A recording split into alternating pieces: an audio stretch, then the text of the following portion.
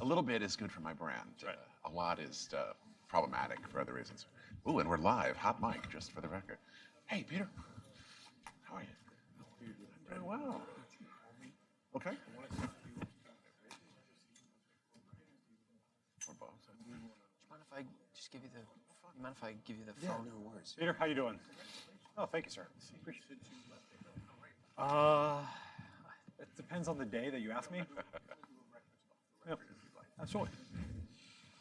But don't say anything off the record right now because we are apparently not. Mike and all, yeah, Yeah. absolutely. Knowing chuckles out there. Nothing's really ever off the record anyway. It's Washington. These days. Well, good afternoon. I'm Arthur Herman, Senior Fellow, Hudson Institute, and it's my pleasure to welcome you and to thank you for braving the elements to come out for what I think you are going to find is a genuinely fascinating, compelling, and even, I think, landmark discussion about a technology that you may think you know about, but in fact, by the time we finish up this afternoon, I think you realize you didn't really know about until you came here to Hudson this afternoon. What we're going to be talking about is a subject in which, although there has not been a great deal of coverage yet in the media, in the press, you are going to be present for a discussion that I think in many ways will point to some major focus on this issue in Washington and also around the world. And what I want to say to you is that it's not often that issues of national security, economic security, American jobs, and great power competition, and the future of the alliance system that the U.S. has built since World War II all revolve around a single technology. But that's the case with the technology we'll be talking about today. These is other technologies where this is the case. One of them is quantum, which I happen to be director of the Hudson Institute's Quantum Alliance Initiative. So we spent a good deal of time talking about that as one of those crucial technologies. AI, artificial intelligence, is clearly one.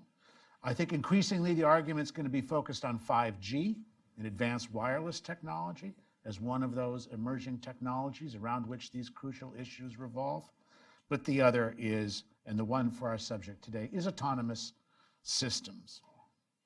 Drones, in fact. Drones is the common term for it.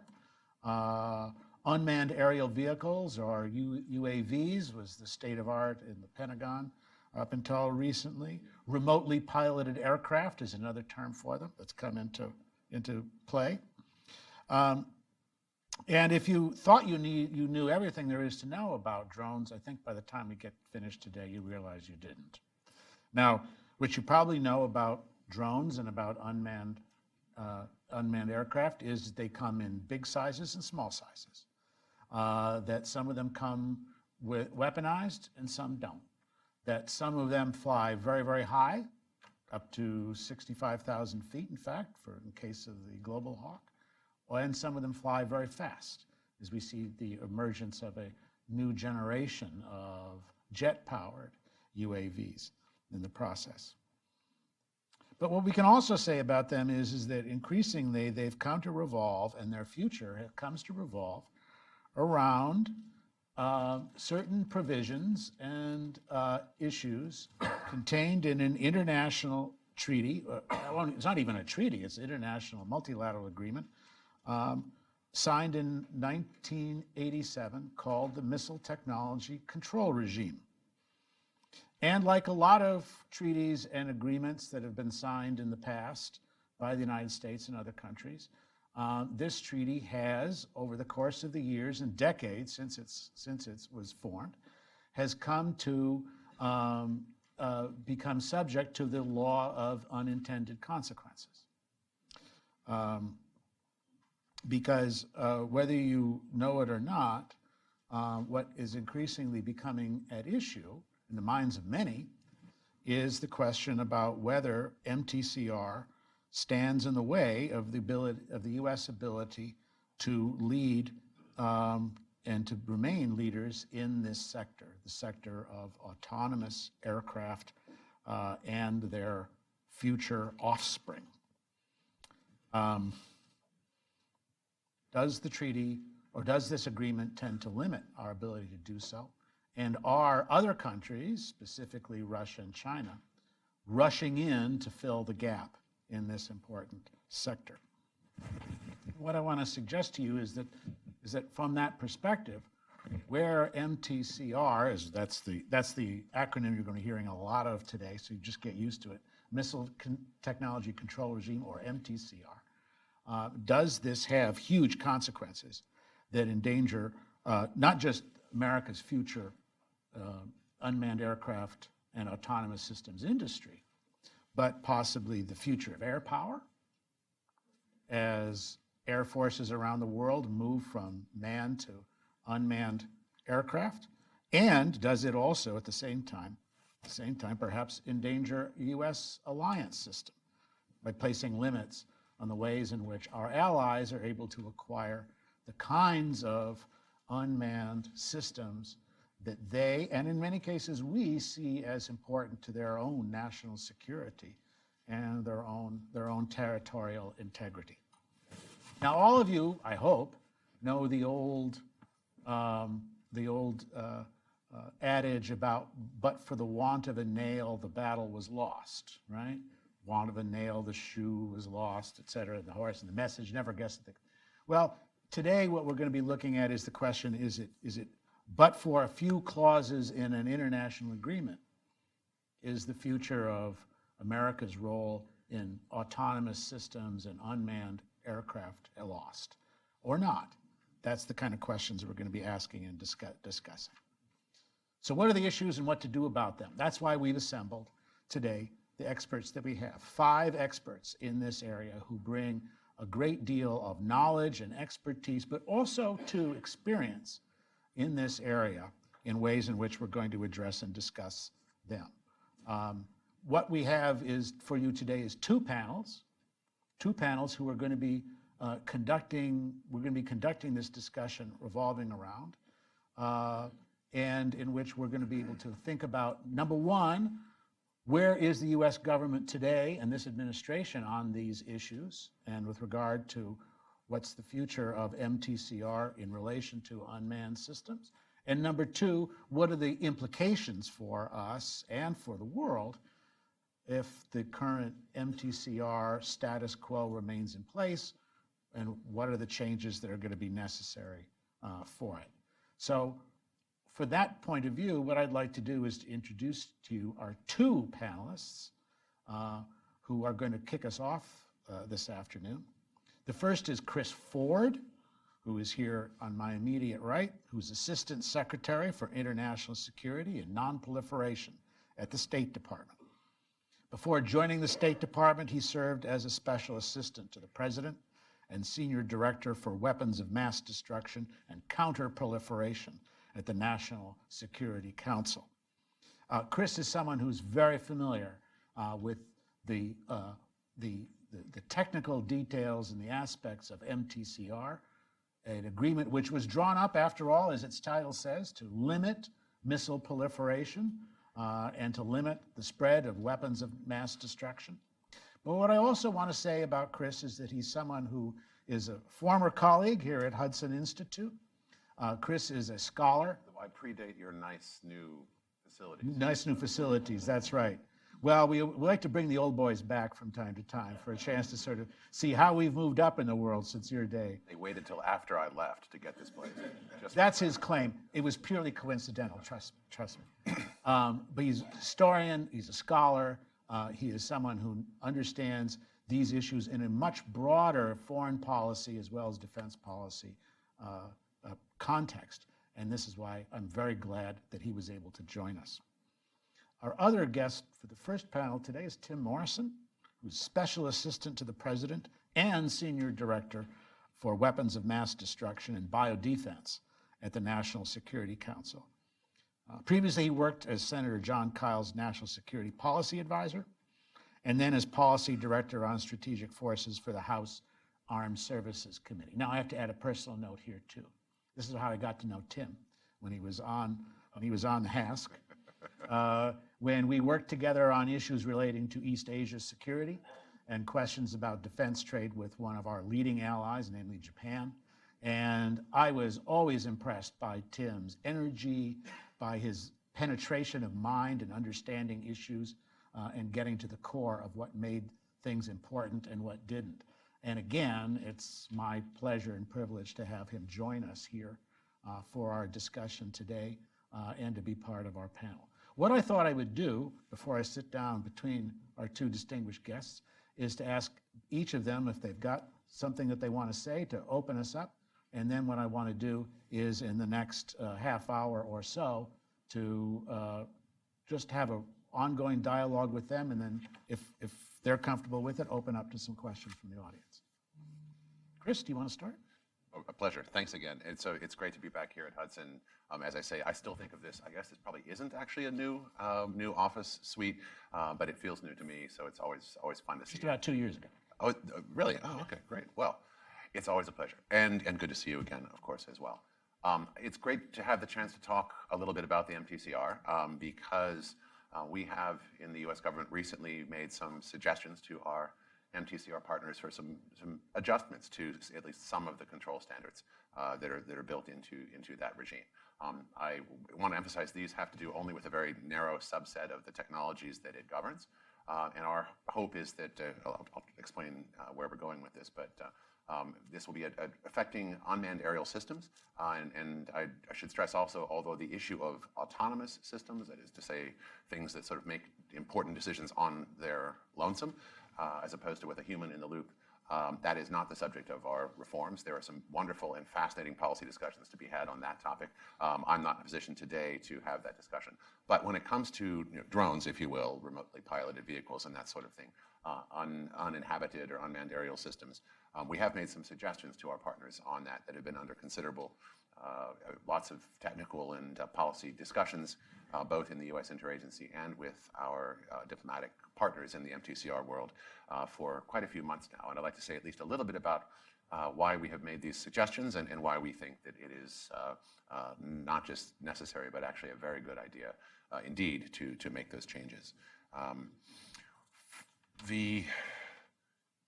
It should go without saying that we believe that the MTCR is an extraordinarily important institution and remains so.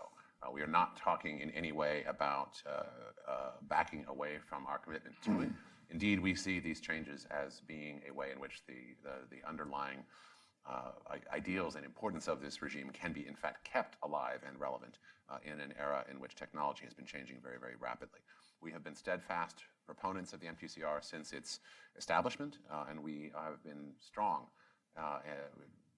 resolutely across multiple administrations and holding both ourselves and other parties in the world to the standards that are embodied in its ideals of best practices.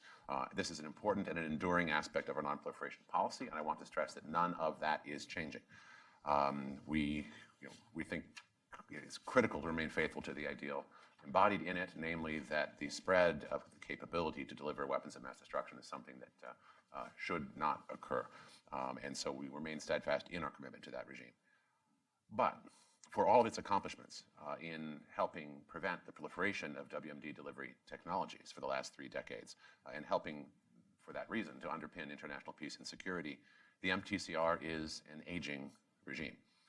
It and its guidelines are, as we've heard, more than 3 decades old at this point.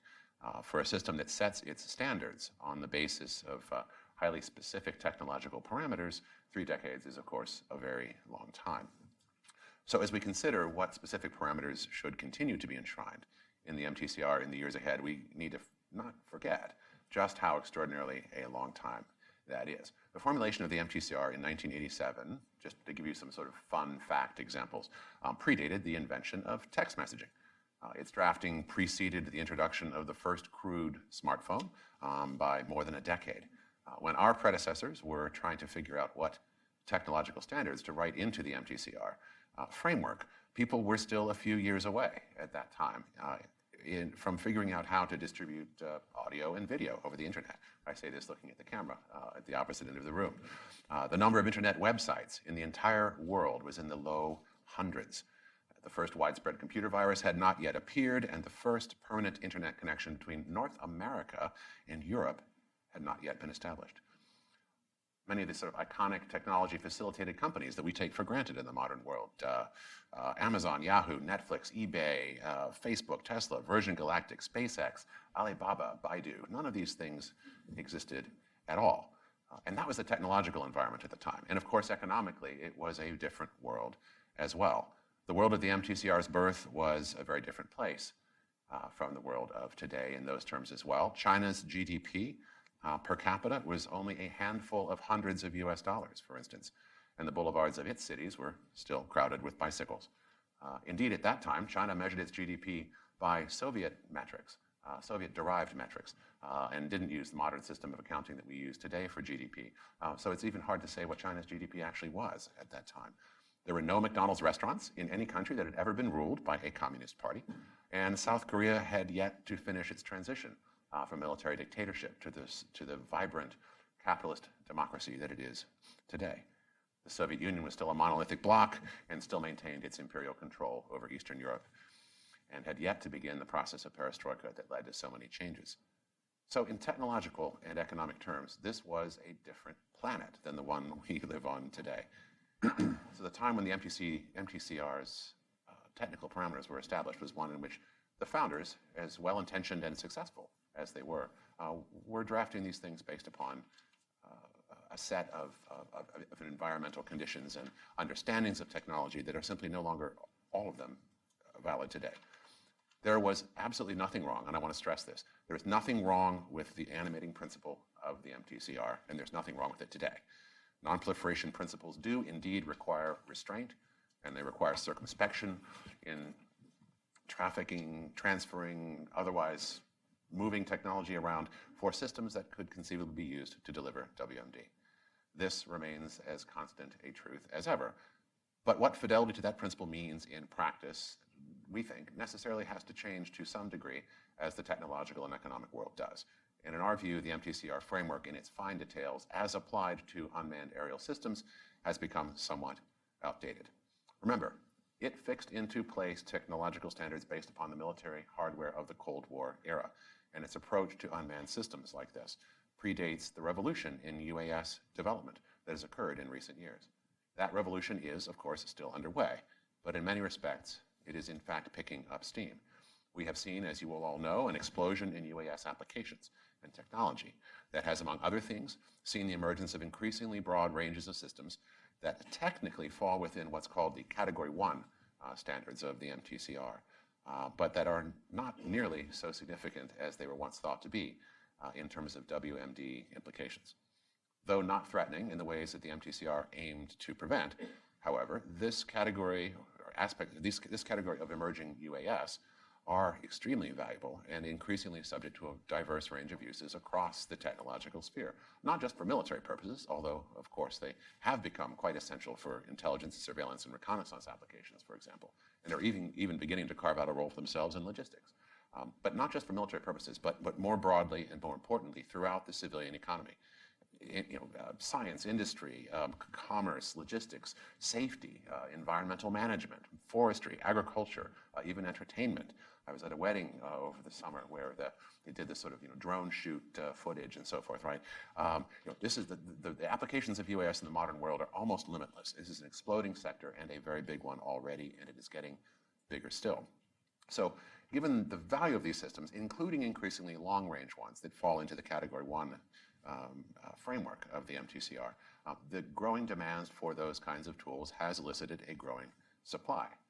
But by virtue of what's called the strong presumption of denial that the MTCR guidelines encode for dealing with transfers of Category 1 systems, due to those guidelines, MTCR partners are to an important extent shut out of that growing market and unable to participate fully in the commercial benefits of that booming sector.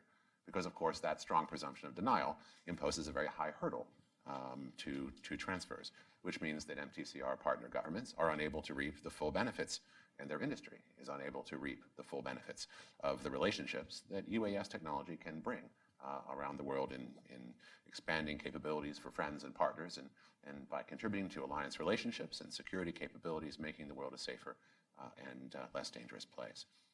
But that only applies to MTCR partners. Non-MTCR parties, and particularly those outside the MTCR framework who are, shall we say, not nearly as concerned with non-proliferation scrupulousness as are we within the MTCR, and we in the United States in particular, those partners are not shut out by those rules. Quite on the contrary. For them, if anything, the MTCR is a tool of competitive advantage against MTCR partners, which is to say, against us, all of us in the MTCR. Such other suppliers are increasingly, in fact, trying to step in now, where MTCR partners fear to tread by virtue of that presumption of denial. Even for these kind of not really WMD relevant systems, unmanned aerial systems, that are technically covered by Category 1 rules, but in fact do not present the kinds of threats that the MTCR at the end of the day was really designed to forestall. Under the right circumstances, and with appropriate non-proliferation assurances, I would argue that it is certainly not impossible to overcome that strong presumption of denial, even within MTCR rules. But having to do that for an entire subset, an increasingly vibrant and dynamic subset of unmanned aerial systems that are in reality not a WMD-related threat of any significance, does present a formidable barrier. And it is that barrier to our engagement and that of our MTCR partners in this market space that the MTCR rules are now standing in the way of doing, or now creating, and which is providing market opportunities for people who frankly are not scrupulous about non-proliferation or about much of anything else. So this doesn't just harm our competitiveness. It is about that, but not just about that. This is also about preserving the integrity of the non-proliferation regime. Because as the market space is increasingly dominated by those who don't care nearly so much about asking appropriate safeguards and assurances from a non-proliferation perspective, the net non-proliferation effect becomes increasingly negative over time. So both for reasons of national competitiveness and for purposes of preserving the non-proliferation regime in a context in which rules that are out of date and which are brittle of institutions threaten those institutions by making clear that lack of relevance and inviting people into a space that they should not be in. For all of those reasons, we have proposed a series of changes, or actually one very simple change, to the MTCR guidelines in order to allow for what's called Category 2 treatment of a subset of unmanned aerial systems based upon a speed value. And I can't get into many of the details because they are still a subject of ongoing discussion in the MTCR. But we are proposing to carve out a subset of unmanned aerial systems that do not present a significant WMD threat for treatment, even though they are technically Category 1, for treatment as if they were Category 2. We believe this would present no threat to the non-proliferation regime, but yet it would allow the scrupulous MTCR partners who care about doing the right thing in this market space to hang on and indeed thrive in the face of competition from those who don't care about such things and who are using the opportunity created by the guidelines to eat into our technical and competitive advantages here. So we think this is a way to both save the regime and to make it more relevant in the years ahead, to vindicate the principles that underlie its creation, and to allow opportunities for our business and industry and our competitive advantage against folks who are doing things out there in the world that frankly we would love to better be able to posture ourselves against. So that's my very long-winded way of saying that we think this is a fantastic idea.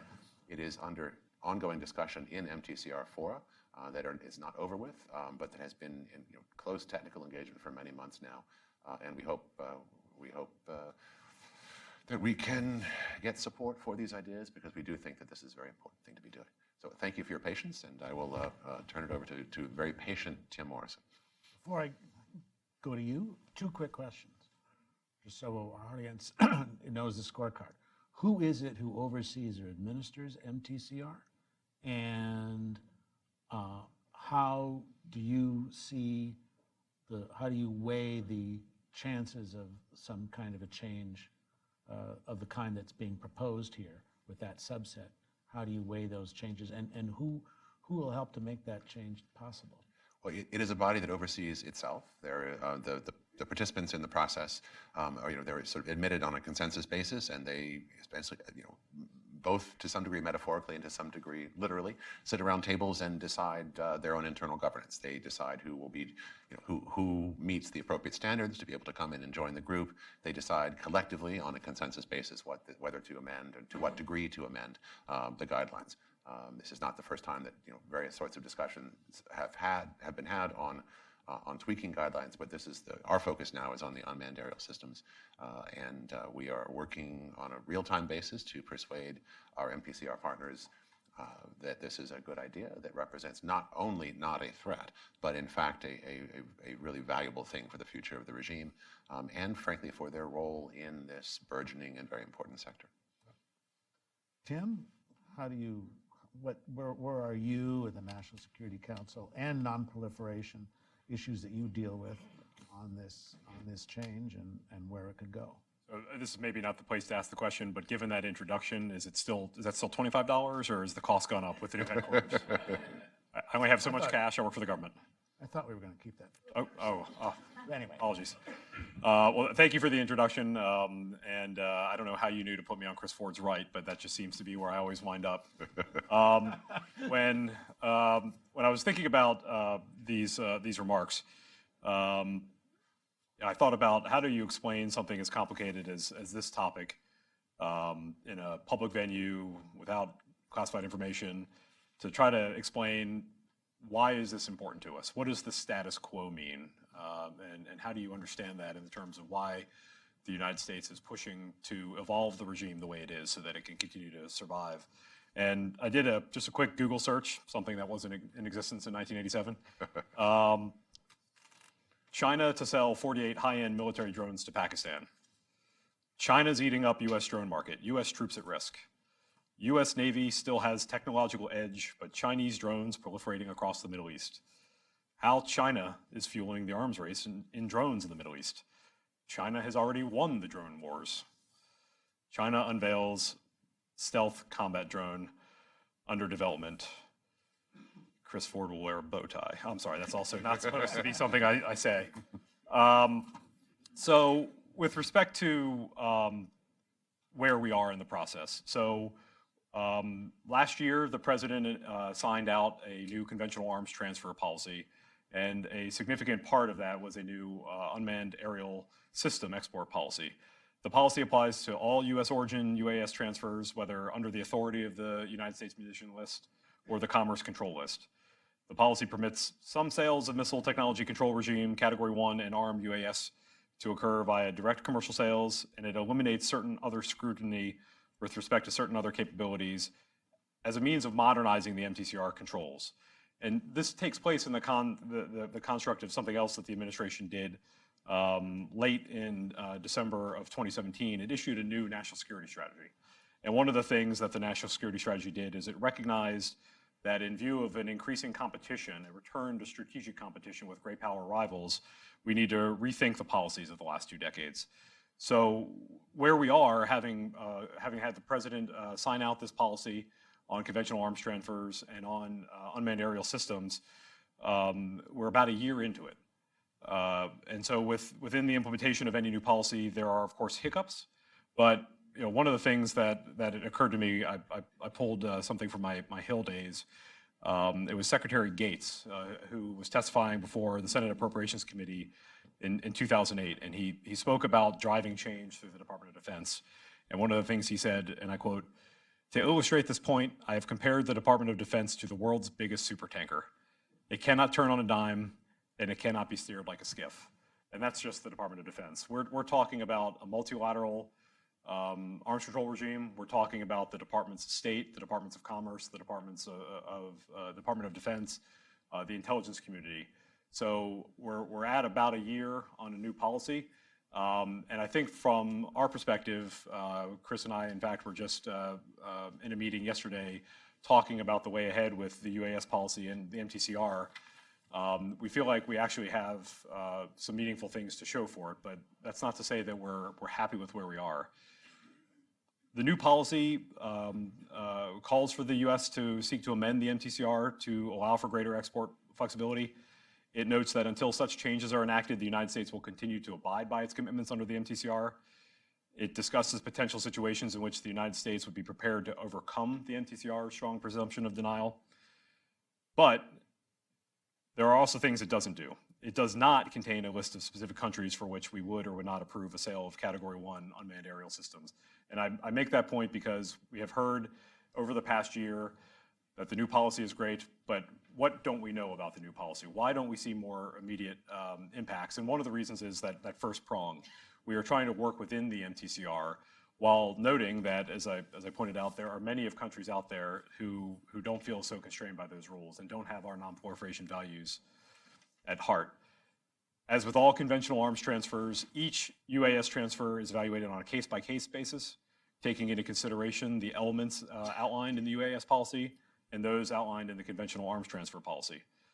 Making changes to the MTCR is a national security priority for the United States. The UAS policy specifically calls out that the United States will seek to make these changes, and we are doing just that. But change takes time when you're negotiating with over 30 countries. But here's the importance that the administration places on seeking these changes. At the highest levels of our interagency, direction has been given to make every effort to work within the MTCR to achieve consensus. We are taking the unusual step of including White House staff on these delegations to meetings in which the U.S. proposal will be discussed to send the message that this is a presidential priority. Not all of our MTCR partners are looking at this issue through the same policy or national security lenses that we are. And so we have to work with our partners under Chris Ford and through the State Department to find acceptable middle ground. We've made significant progress in the MTCR last year, but we did not achieve the consensus at the December reinforced points of contact meeting. We did, however, receive a mandate to continue discussing our proposal. Chris has spent a lot of time talking about some of the things that he's doing and within the overall context, but I will just offer that from the President, from the White House, our patience with the process is not limited. We will not permit any country, especially not one with a flawed record of complying with arms control regimes, to block a reasoned U.S. proposal. We've received several concerns from industry about implementation, ranging from service policies, military service policies that are not aligned with the direct commercial sales portion of the UAS policy, action officers refusing to move requests forward, refusals to complete country team assessments, returning without action Category 1 licenses instead of adjudicating them, mixed messaging, and even mixed messaging within the same department or agency, and the list goes on. Some have been valid, to be candid, and we have worked to fix those, but some have not. When enough information is provided to the interagency, we investigate the implementation issues and seek corrective action. As I mentioned just yesterday, the interagency met to discuss these very issues and how we can do a better and more consistent job. Within the space of a year, we have made systemic change, and we will continue to make this change. If industry has concerns, bring them to the Department of State, bring them to the Department of Defense, bring them to us to help us do our job, but be specific. Industry can help us by providing information on specific UAS competitions that they may be a part of in the marketplace. And our policy says explicitly that when a transfer is in our interest, the US government will be its biggest advocate. But we can't prioritize if we're not aware. We've requested our industry partners on numerous occasions provide specific information about production lines that are at risk due to MTCR1 category denials. And I'll just be clear, as of today's date, we have not received any significant feedback. The only available conclusion to us is that none are at risk. And if this is not so, please tell us. As Chris noted, we are continuing to move interagency departments and agencies to determine how we move forward within the MTCR and within our national discretion for adjudication of Category 1 UAS requests. This process is deliberative, so I can't go into details, but I can assure you that the administration is focused on all elements of the UAS policy to include our industrial base, getting critical capabilities to our allies and partners, and our non-proliferation commitments. This is not a choice. We can do both. We will continue working with our allies as the MTCR moves forward to the October 2019 plenary, and our next steps with the MTCR will be informed by the seriousness with which MTCR partners treat our proposals. But we will not tolerate spoilers. Thank you, Tim. I'm going to pose one question to Chris and then one question to Tim. And then since we've got our guests for a limited time, I'm going to open it up, if you're comfortable, to questions from the floor. First question to you, Chris. Why in the world are unmanned aircraft covered under a regime that's supposed to be about missile technology, right? Missiles are missiles. Aircraft, airplanes, seem to be airplanes.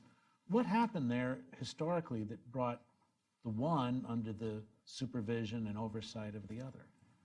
Well, actually, from the outset, these have not been treated as separate things because the criterion for approaching these has been, for Category 1 designation, has been the ability of really any type of system to carry a particular weight payload to a particular distance. If you happen to do that in a ballistic arc with lots of rocket fuel spewing out the back end, that is one option. If you happen to have wings and to fly with an air-breathing engine for the same distance with the same payload, that's simply an alternative approach to doing the same thing. So the guidelines have always tried to control both. The difference being that you don't see a massive explosion in ballistic missilery that is in any way remotely analogous to the way in which the commercial and the military world has been exploring non-WMD related unmanned aerial systems. So although they were initially treated as if they were all the same thing, and of course this is back in the era when the only thing with wings that carried a WMD payload was a Tomahawk cruise missile, for example, that sort of category. Obviously, times have changed, and the bestiary of creatures that is flapping around out there in the bushes is vastly greater than it was. And our view is simply that we need to be mindful in running the regime of the ways in which technology threatens to make those initial categorizations and those initial assumptions less relevant over time. And so cruise missiles are also covered under. Cruise missiles would continue to be covered. What we are You're not making a change with regard to that. Correct. Our proposal revolves simply around having a particular speed threshold, and it would allow, in a sense, it would allow for a less restrictive treatment of the slower things, to put it quite crudely, right? I mean, lighter than aircraft, piston engine things, rotary winged things. Those would be a bit more flexible, but the things that we all, of course, worry about from a WMD perspective, cruise missiles, who knows what it might be, air-breathing hypersonic technology, those things would be subject to traditional Category 1 controls, and as would, of course, the ballistic missile world, as it has been for some time.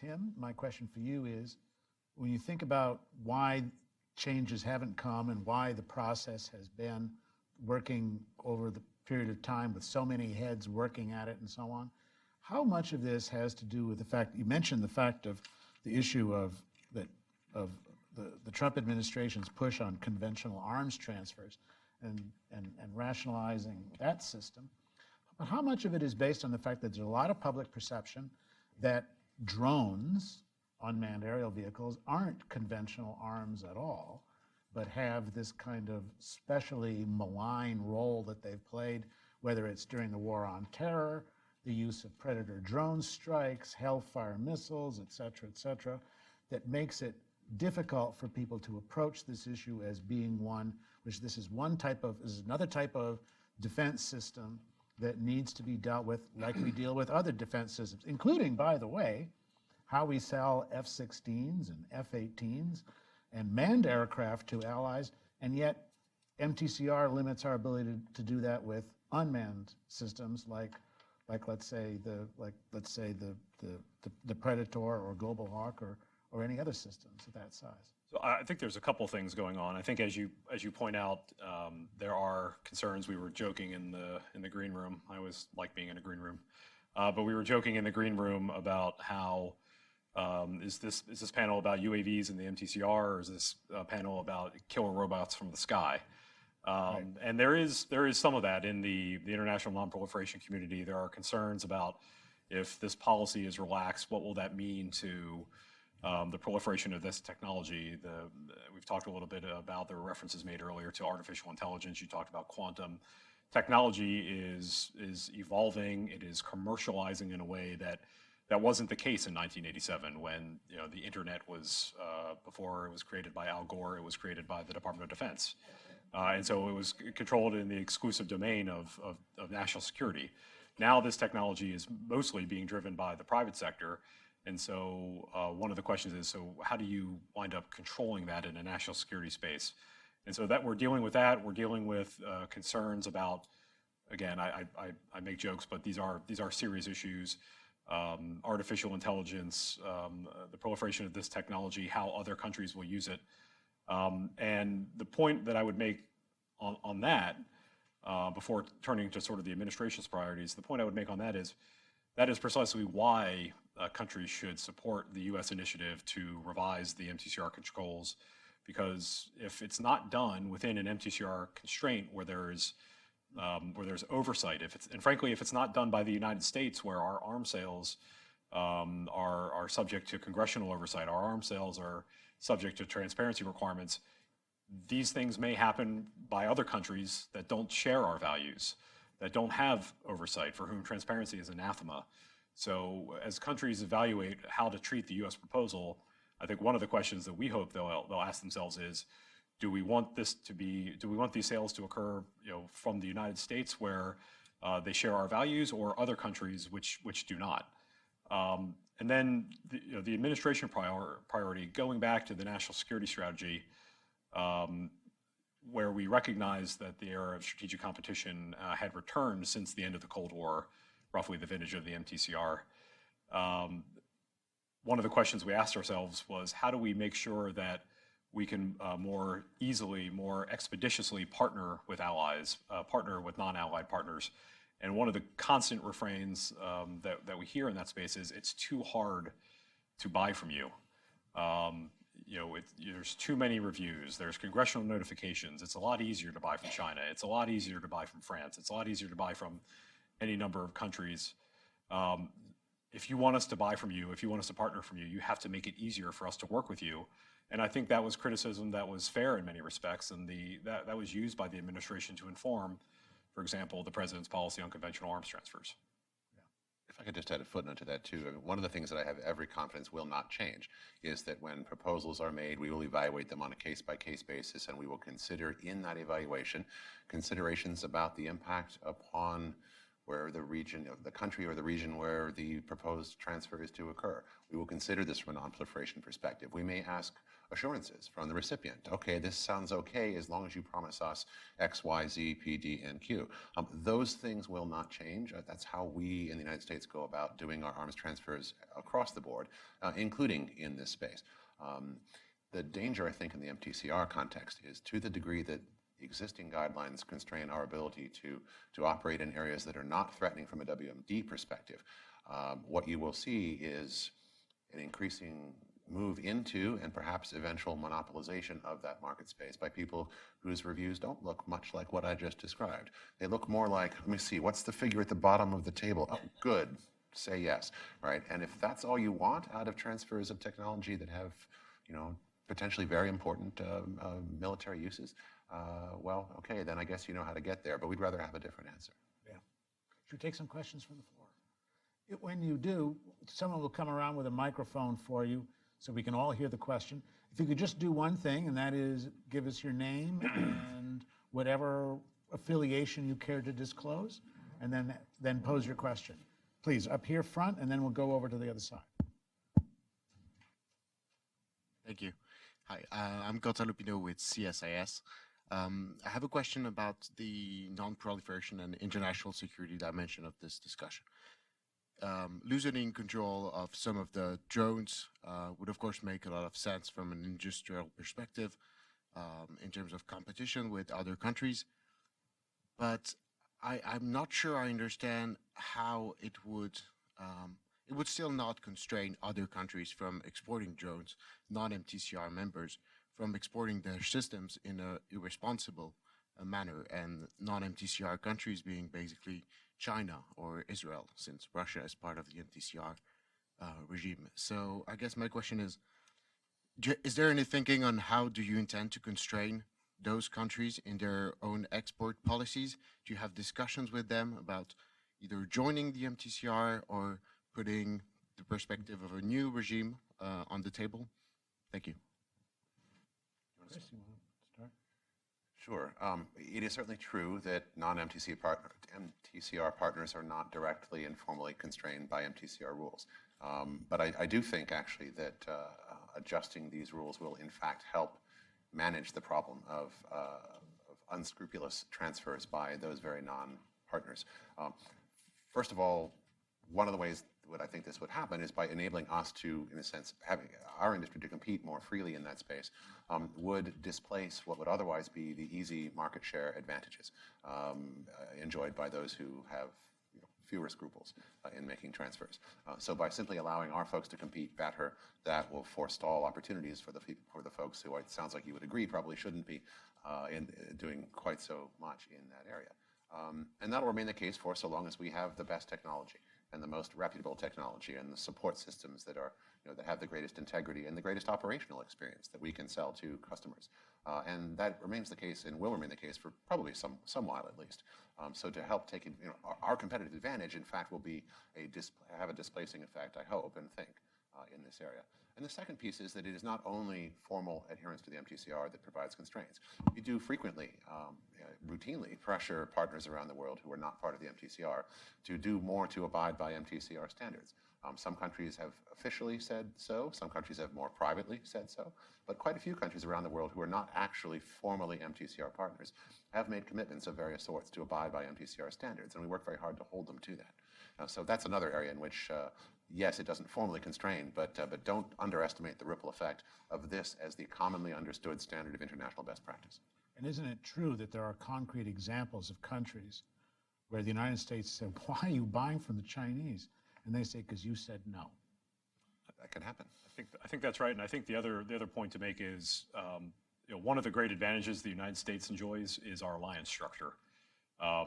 Whether it's NATO, whether it's our alliances in East Asia, we have countries with whom we have security guarantees and security relationships, joint exercises, the capability to jointly fight to protect our interests. And so other countries, including some that the gentleman in the audience mentioned, don't have that. So there are intrinsic advantages the United States enjoys and United States industry enjoys, where countries want to buy our gear because they know that if it comes time to actually use this in hostility, we can use the same gear. It can be interoperable.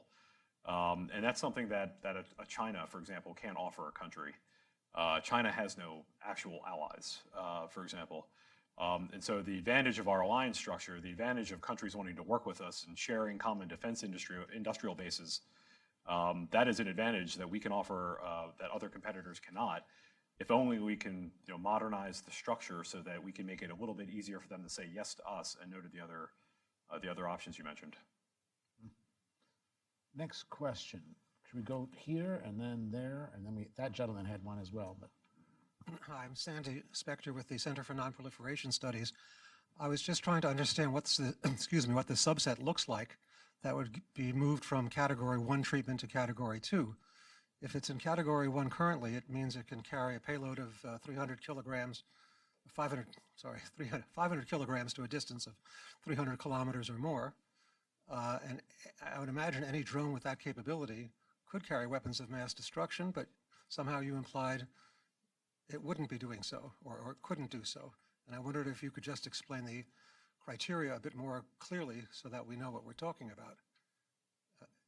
Am I clear with the question? Sure. No, I did not mean to say that it was technically impossible if it were technically impossible for a system to do that, it would not be a Category 1 system in the first place. So we are talking about a subset of things that are, I suppose in theory, you could carry something on them in that respect. The thing is, the challenge is those are not the areas that one worries about. That is not the area in which anyone is investing in this sphere. I mean, a lighter than air vehicle, a rotary wing vehicle, a slow piston engine vehicle, these are all things that I suppose you could, a truck can carry WMD, or, as we learned during the Cold War, a backpack. A rule of reason is essentially what we're asking people to do. And this is not an area in which anyone is currently, to my knowledge, investing for purposes of anything remotely like WMD delivery. But it is an area in which all sorts of folks are investing for all sorts of purposes that are quite legitimate, and we wish to, be able to support. So the practical impact of this from a WMD perspective, we think, is quite minimal. I would just offer that when the U.S. sells this capability, we have retransfer requirements, we have end-use requirements, we have a series of non-proliferation standards we attach to all of these sales that you're not likely to see from some of the other countries that have been mentioned. And that's all separate from what would happen under him. Even if it was taken off Mtcr, these rules would still... None of that would change. Yeah, none of that would change. Our extensive oversight regime in place, none of that will change. Gentlemen here?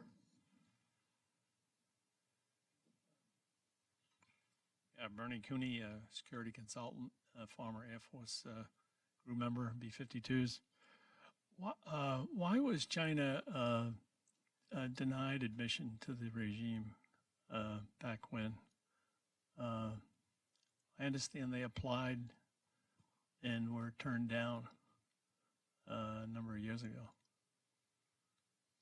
That predates me.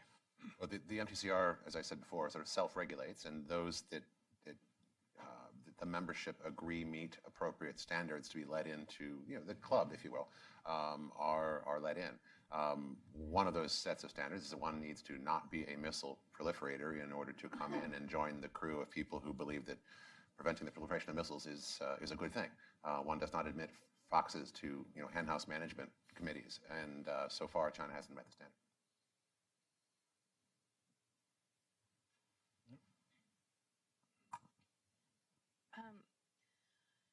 So given the structural constraints, Sorry, yes, Andrea Visky, the editor of the Strategic Trade Review, given the structural constraints of the MTCR, its membership and the consensus decision making, and how often it meets for plenaries and takes decisions, what happens if, given those constraints, you can't reach consensus? And what do you think could be possible apart from the proposal on UAS itself to perhaps, do you consider any kind of reform to the structure itself of the MTCR? so in other words, your question really is what's Plan B? Yes, what's Plan B, and how does this situation reflect on, the ability of the regimes, and specifically the MTCR, to move quickly enough, given its structure, to deal with emerging technologies like this? How about this? Why don't we ask Chris what his Plan B is, and then we can ask Tim and find out what his Plan B is. Go ahead. I think they're You will probably find not. interagency consensus. I was going to say, I don't think they're different Plan Bs here, but let me just make a couple of points. Yes, of course, as a consensus organization, it moves at the blinding speed of massively multilateral diplomacy. That can be, that can try one's patience sometimes. It's also, it's just the nature of how this works. And for the most part, we would not want it any other way. There may be proposals next year that we think would be a terrible idea that someone might make, that we would want to make sure to use those consensus procedures to forestall. So we're not complaining about the consensus process. We just have to work with it. We are moving forward. Obviously, I can't speak in detail and shouldn't about exactly where we are in that process. We hope to continue to make progress in winning other partners over to our side. I also would like to point out that it is, as I think I indicated in my opening remarks, a strong presumption of denial is just that. It is a strong presumption of denial. It is not an absolute per se veto. It is, in theory, quite possible to overcome a strong presumption of denial in the right circumstances. And already MPCR partners presumably are thinking through what to them the right circumstances might mean. I would hope they would approach that with great integrity and from the perspective of ensuring that that they consider the impact of such a transfer upon a whole great many sets of equities, including, in particular, non-proliferation ones, but not exclusively. That is certainly how we would approach any such question. So, if there is not, if the rules are not changed, I wouldn't hold your breath for a change in the structure, because even that would, of course, have to be agreed by consensus. This is like reforming the Security Council. Yeah, someone might veto that. But to the degree that it is not possible to get things done by consensus, we would remain, presumably remain under MTCR rules, but would have to think a lot harder about how it is that we would approach this issue of overcoming a strong presumption. I would say it pretty much the exact same way. I think every data point supports the idea that we are planning to work this through the MTCR consensus process. That said, there are unilateral options that any country under the MTCR retains the right to employ. And our process as we move forward into October will be informed by the extent to which we are able to work with our partners to make changes, and an evaluation of who is out there just throwing rocks at a glass house and attempting to be a spoiler, especially if that country or countries have less than sterling non-proliferation credentials themselves. I would also stress that, I mean, I can't go into the details for obvious reasons, but we have tried to be very responsive to our partners' input and feedback on this. We made an initial proposal quite a few months ago. They have, there's been endless rounds of technical discussions about it with our MTCR partners. Many suggestions have been made and questions have been asked. We have made some adjustments to our proposal in light of that feedback. So we've tried to be flexible and accommodating wherever it is possible to be so, and we think we've been pretty reasonable about it. There may end up being folks who are not so reasonable about their objections, and we'll play that by ear when we get to that point, if we get to that point. To the back, and then we'll duck over here. Patrick Park, Voice of America. I'm just curious if, other than China, do other non-members and our adversaries, such as rogue actors like North Korea and Iran, do they also pose similar threat to the MTCR? Lots of folks are trying to move into the Category 1 business. Different players are at different points along that curve. This is an area, as I said before, in which there is a great deal of demand, and one should expect that as technologies mature, that there will increasingly be suppliers emerging to meet that demand. Not everyone is in the same place. There are a few players who are out in front in trying to move into this zone. I have a little hard time in my own brain disaggregating what I know from open sources and what I know from other sources. So I'm going to try to avoid talking about specifics here. But there are already people beginning to move into this area, and you can expect that there will be more still. I would answer roughly the same way. Just at the risk of not going to prison or getting fired for divulging classified information here today, I would just offer that MTCR, roughly 30 countries out of roughly 198 countries. I'm not very good at math. That's why I went to law school. But there's a lot of countries that are outside the regime. Yep. Can I ask you real quick, again, not to threaten you, not so you get yourself into hot water, but you gave many examples with regard to China. What about regard to Russia? I just didn't Google search them over the weekend. Okay. There are plenty of examples, even though they are within the regime. So, but I heard... Because, of course, being a member of the regime doesn't necessarily mean you abide by the rules of the regime, does it? Yeah, that's right. Russia is not known as a regime that abides by rules. And then the question there? I'm Joel Coulter, Mobile Sciences. I kind of represent the National Cyber Supply Chain Security, but I actually apply what I do to drones. So my question to you is, I have a lot more lists than you talked about that are public around tech transfer both ways. So my question to y'all is, do you look at things where, like if I aggregate all the minerals in the world, rare earth minerals, I have leverage. Do you look at tech transfer between members of your membership and non-members? In the MTCR context? We, of course, will try to keep track of such things. Formally, if one is an MTCR partner, trade amongst them is obviously less restricted than with outside players. We try to keep track of that. There are to some degree there are information exchange mechanisms that exist under the MTCR that we try to also use for raising awareness of and hope others use for raising awareness of particular moves and perhaps threats and so forth.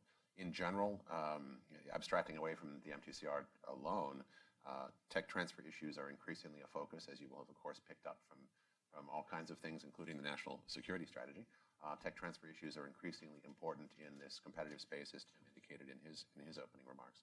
I was going to say the revival of great power competition. I think it is more our reawakening to a great power competition that never went away, even though we sort of wished and hoped and pretended that it had. But we're now back in the game, and tech transfer issues are necessarily a part of that. We're trying to address that across a whole range of government equities and departments and agencies and policy areas that are far too broad to get into here today. But I think from speaking as a fellow who used to write and think a lot about competitive strategy questions, when I was here at Hudson, it is a pleasure to see the USG dusting off some of those circuits in the back of their brain and remembering how it is that we need to be playing in this arena, because I can assure you that some of these other players have never forgotten it. And while they've been going to the gym, we've been hanging out watching Netflix and drinking beer. It's time to get back to this. Probably one of the reasons that I didn't do more Google searching than the cases I found was I was watching Netflix and drinking beer over the weekend. But the answer to your question is, the other way to answer your question is if you look, for example, at what we did last year, India obtained status known as Strategic Trade Authorization 1, and one of the conditions that they met to achieve that status was an MTCR. And so it does very much inform our technology transfer practices. Again, this is an advantage of working with the United States, an MTCR adherent, and not working with another country. So we do think about those issues, and you're not likely to see other countries be quite so, as Chris would say, scrupulous. Should we take one more question, and then we'll get ready for the next panel, please?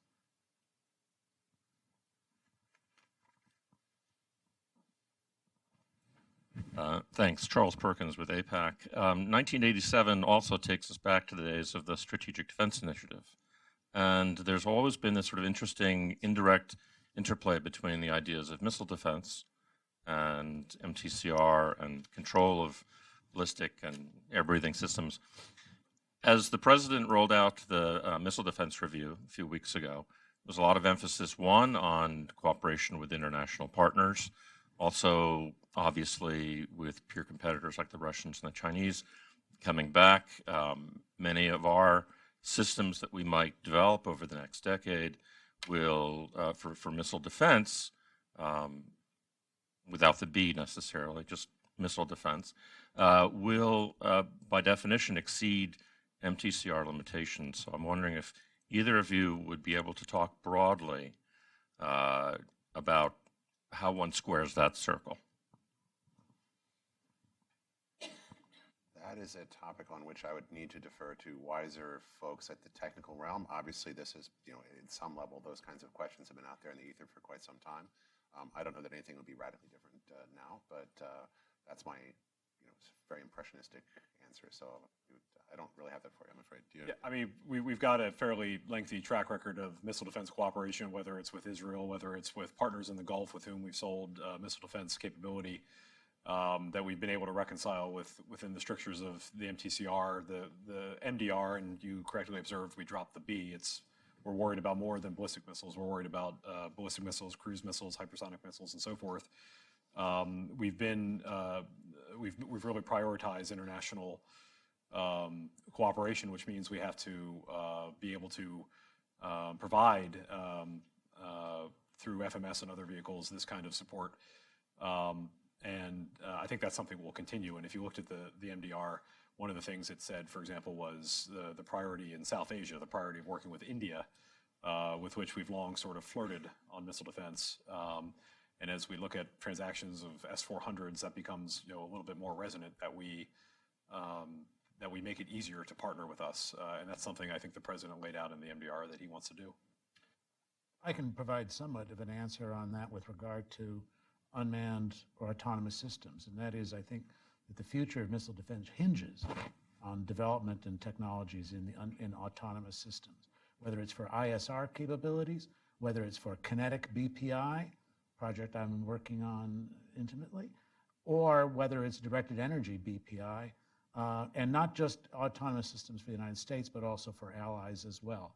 That there's going to be that the key linkages that will enable future ballistic missile defense systems to become interoperable will all depend upon the role of autonomous systems providing key informational links, but also key operational links as well.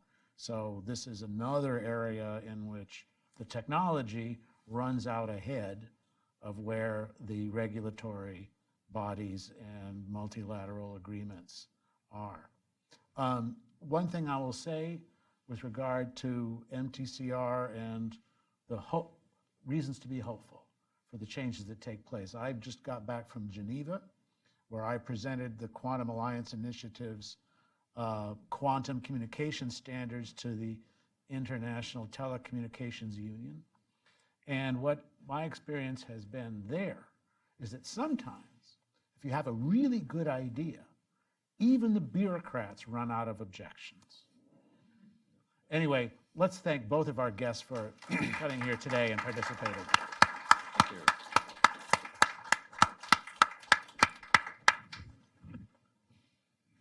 Thanks for Thanks together. Appreciate it. feedback. Yes. Thanks for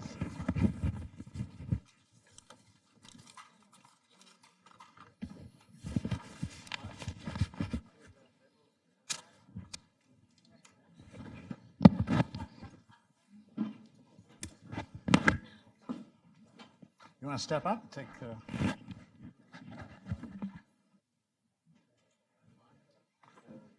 Should we do like a 5-minute pause? Because I'm going to do the intros. You're going to need to take their mics, right? Yeah, do these people know that we're coming back for this panel? Yeah. Yeah.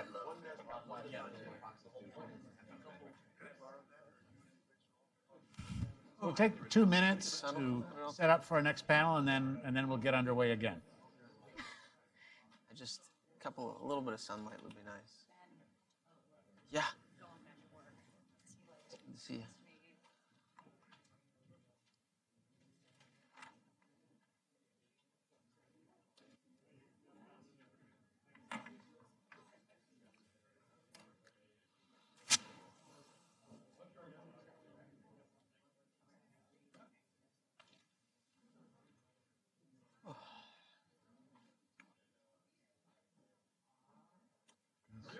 It's a little late.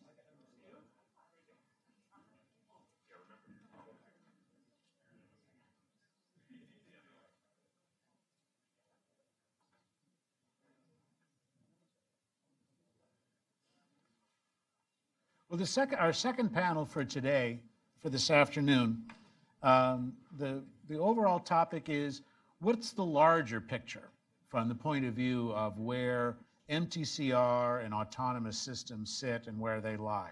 In other words, what we've had is just a discussion from our two distinguished guests about where the administration policy is, where U.S. government policy is right now. Now I think it's time to start thinking about what's the larger picture involved.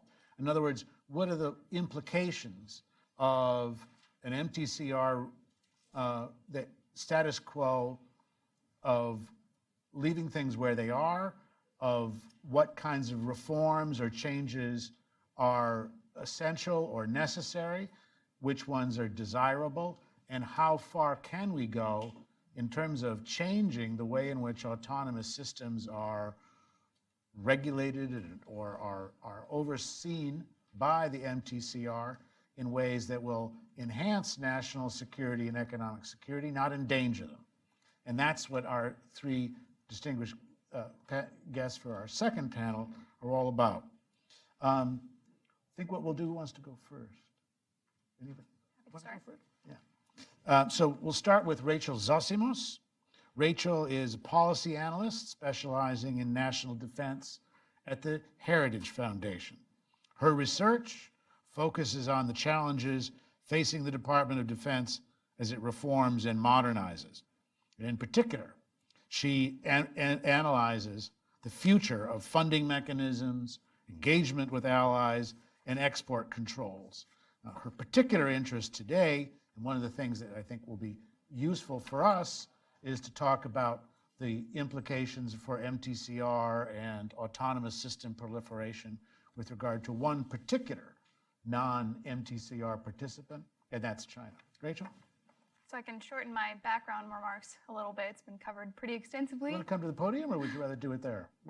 Yeah, actually. Why don't you do that?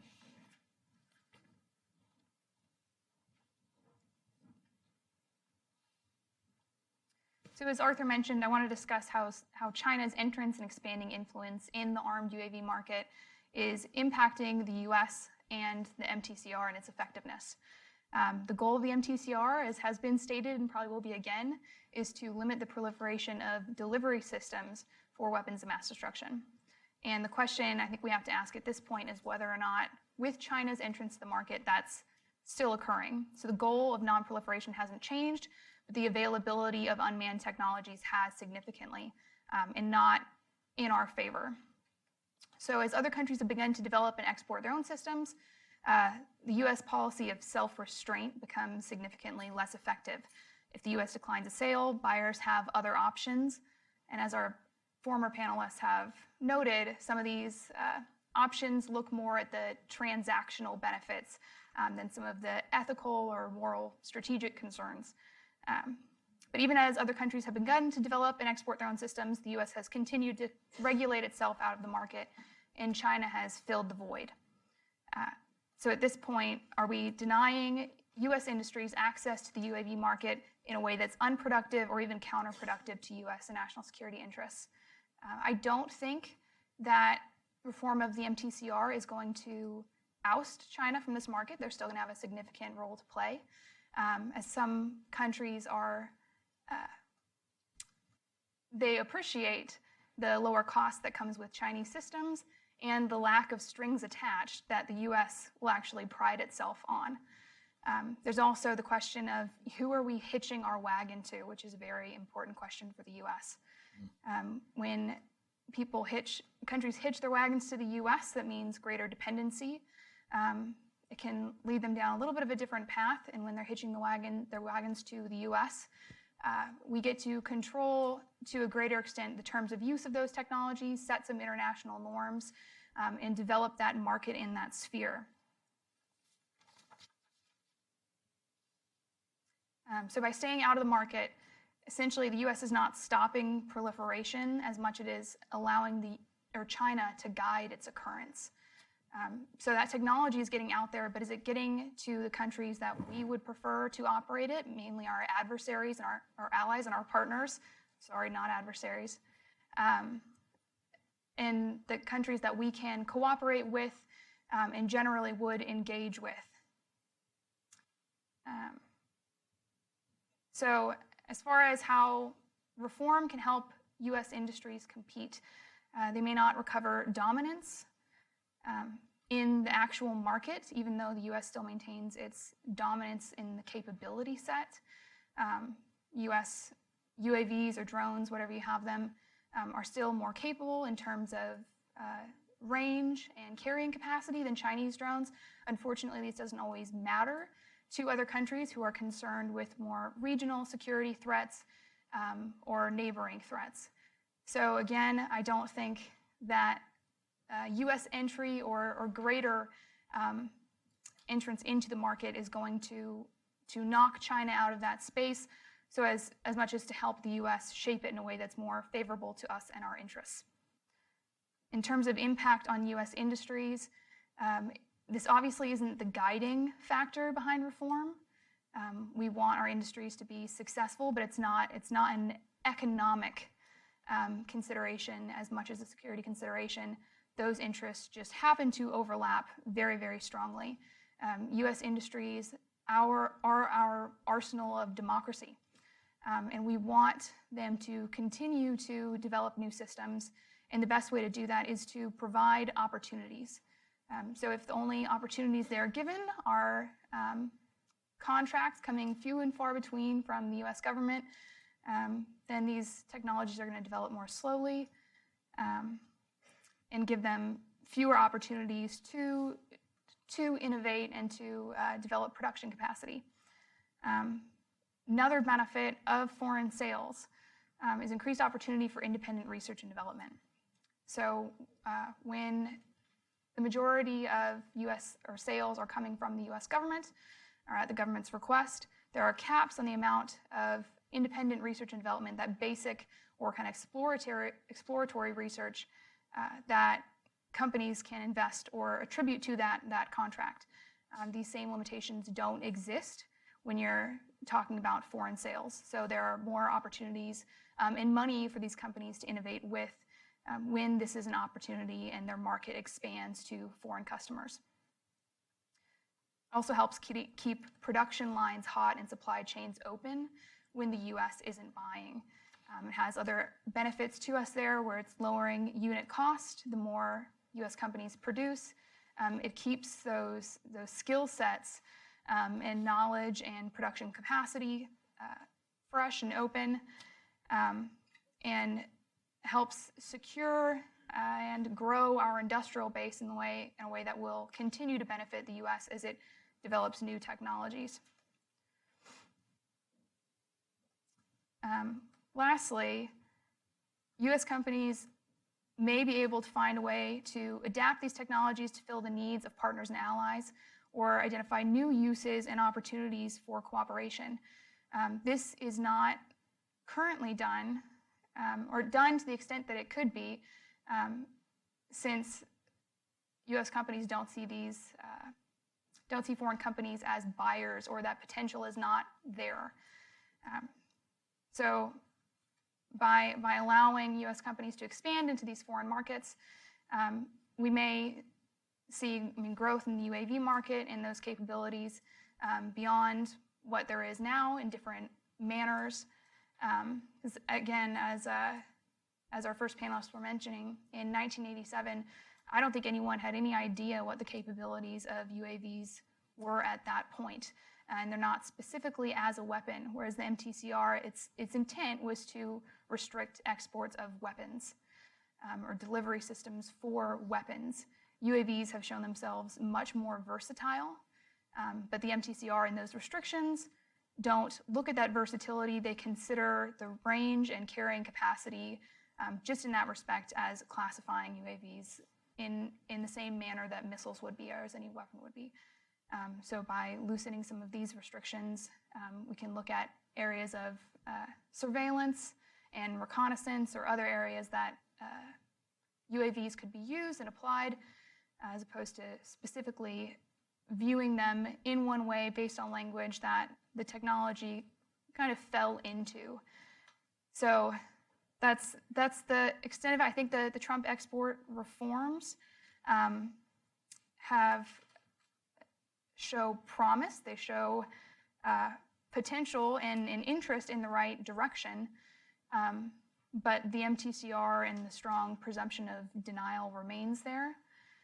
And that will continue to be a hurdle that U.S. industries have to overcome. Thank you.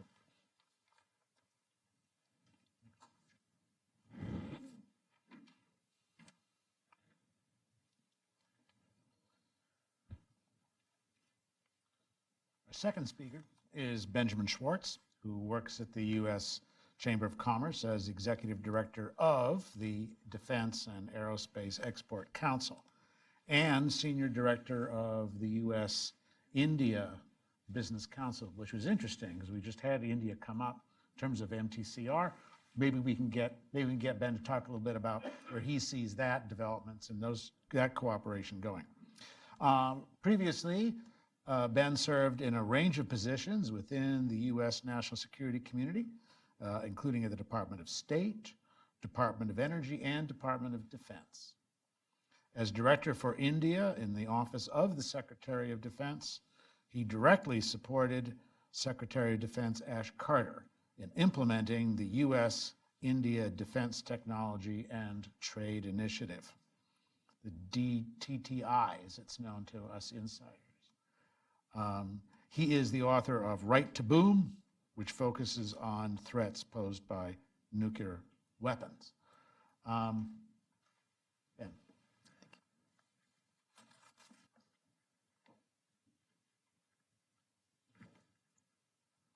Thank you, Arthur, for the opportunity to speak today and to hear the panelists, both now and from the U.S. government.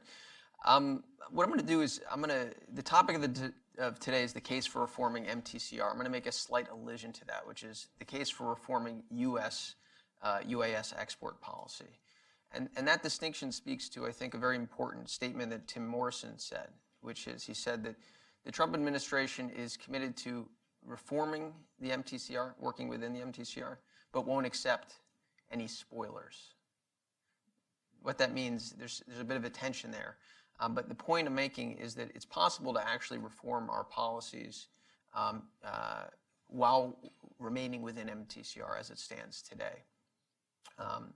Now, before I make that case, I want to preface it by saying that I work at the U.S. Chamber of Commerce, and so I am paid to promote American trade and job creation in the aerospace and defense sector. But I spent a considerable amount of my career in the U.S. government working on non-proliferation. And so when I make the following statement, the following assertion, it's with that context and that background. And that is to say that when it comes to the export of unmanned aerial systems, this is not a case where you have an economic imperative, which is sell more, and a non-proliferation imperative, restrain, that are in direct conflict. There are many times where that conflict does exist. It's a very serious conflict, and it shouldn't be papered over. But this actually is not one of those cases, and I'll explain why. The way that I think about the UAS situation is within three criteria, or three bins. I've been asked to talk about industry, so I'll note the first one is American jobs, manufacturing growth, and the health of that sector of the economy. The second criteria is how the policy affects our ability to partner with foreign countries to pursue our security objectives. And the third is non-proliferation. And what I mean by non-proliferation is really what the original purpose of MTCR was, and that is to mitigate the risks associated with the proliferation of systems that could ultimately deliver a nuclear weapon. So those are the three criteria by which I would consider our current policies and what our policies should be. And I would also note that some of the panelists, they noted that it takes time to reform a regime. It takes time to move the Defense Department, and patience is called for. And that's all true, but I think it's also incumbent upon us to recognize that damage is being done now. So there are risks in patience, in a way. There are risks in maintaining the status quo forever, sort of an indefinite period of time. But let me speak to those three considerations, some of which have already been referenced here, so I won't try to belabor these points. On the economy, there is a market here. The numbers that I've seen are within the range of a $32 billion market for what would be called MTCR Category 1 or near Category 1 systems between last year and 2028, of which about $17 billion of that market has yet to be allocated. In other words, there's about $17 billion worth of UAS sales that we see out there that have not been selected for a company or a country. And there are about 30 countries that are in the market for these systems. And they're looking not just towards the United States, but towards the Chinese, Israelis, and others. There is, I think, a mind frame or sort of a mentality to some extent that still exists in Washington that basically says the U.S. bestows technologies abroad based on who we want to have capabilities and who we don't. And that mentality really is born out of an earlier era where we controlled or monopolized most of that technology. But the truth is today is that there is good enough around the world in a lot of these capabilities. I spoke with the CEO of a major UAS manufacturer a few years ago, and he said, Ben, my company, we don't control this technology anymore. That technology is proliferated. What we do have an advantage on is the integration of those technologies and the distribution system, the network. But that is something that exists now because of a revenue stream that we've had and others haven't had. In time, if the Chinese or the others have these large markets, they will catch up to us in the integration and the delivery system for these things. And so this is an economic race, and we're sort of sitting still, and we may very well lose that advantage, the leadership in UAS. So it's an issue of jobs, it's an issue of growth, but it's also an issue of security and maintaining our superiority in this market space. The second bin that I've mentioned is about the ability to partner with allies and how our current policy affects that. The challenge we have today is with good enough out there from other countries, you get this cascading effect of, well, if we don't introduce an American capability into a region, an area of operations, CENTCOM area operations is one that there's been some focus on, then you're going to have the introduction of maybe Chinese systems. Or we mentioned India. There's the S-400 consideration. How did we get to a Russian S-400 in India? Well, part of it is because we didn't say yes to some requests that the Indians had in past years. So once you have the introduction of these foreign systems, it actually makes it more difficult not just to partner on operations that involve UAS, but really to partner on any operations that involve advanced technology, because you don't want to put an advanced American capability on the same runway as a Chinese UAS that could have Chinese engineers running around, and you have a whole series of foreign intelligence concerns associated with the presence of foreign technology in this space. So the situation right now actually harms our ability to partner with foreign countries. Now, the third criteria, the non-proliferation criteria, is the one that I actually find most baffling in a way. Because the original purpose of MTCR, as I said, was to mitigate the risks associated with the proliferation of a system that could deliver nuclear weapons. But what happens when there are all these other countries providing these capabilities is that the U.S. suddenly lose the ability to affect these deployments. When we don't sell these systems, they don't come with end-use monitoring arrangements that allow us some role in how these things are monitored. They don't. When the Chinese introduce them to a country, we don't have the ability to partner with that country's military on tactics, techniques, and procedures. If we deeply cared about how these things might be used, we would be the country that would want to partner with those guys and make sure, hey, don't put your UAS like this. Don't try to attach a tactical weapon to these things, or a strategic weapon, because these are we'd have the ability to have all these conversations that we don't have right now. So we're actually undermining the original foundation for the MTCR through the policies that I think have existed. And I'd also note there's always been an arbitrariness to these distinctions between a Cat 1 and a Cat 2 system within MTCR. This 500 kilogram payload and 300 kilometer range, you got to make a distinction someplace. You got to draw a line somewhere to try to mitigate things. But it doesn't take a security clearance to be able to find out that you don't actually need a 500 kilogram payload to have a nuclear weapons delivery system. We know that. I mean, you could go online and figure out the numbers for a delivery system that's viable. So the whole thing is sort of specious, and frankly, I would challenge those that say that reforming MTCR or acting unilaterally to make our own decisions would really jeopardize the non-proliferation objective here. I'm not dismissing it. That is certainly an important imperative, but I would challenge those that put that forward to say, okay, what would happen if we start overcoming the strong presumption of denial more frequently? Because we've done it before with other countries. Is MTCR really the only thing that's holding back the Russians from selling in missiles? Is that really what's doing it? Does not the Russia government have interests that exist independent of MTCR to not proliferate missile technology? So looking at the totality of this, it seems to me like we have a fairly strong case for reforming not just the MTCR, but our own unilateral export policies. And so I'll just close with that and thank Arthur again for the time.